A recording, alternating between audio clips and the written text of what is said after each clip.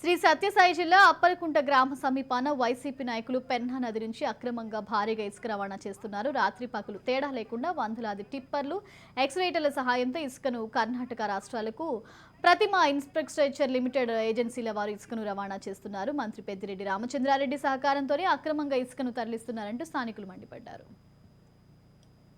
కిరికెర పంచాయతీ అప్పలకుంట దగ్గర ప్రభుత్వ అధికారులు నిలబడి ఈ యొక్క పెన్నా నది పరివాహ ప్రాంతంలోని ఇసుకను అక్రమంగా తరలిస్తున్నారు.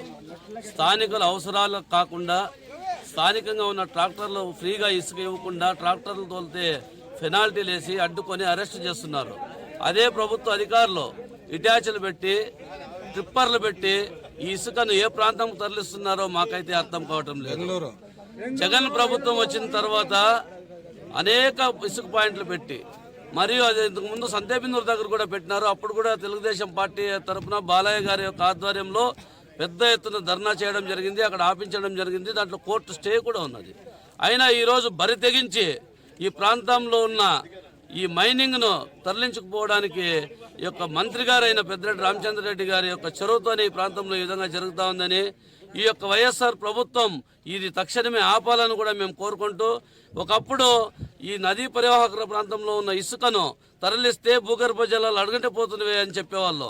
మరి ఈరోజు ప్రభుత్వ అధికారులు ఉండి ఇసుకను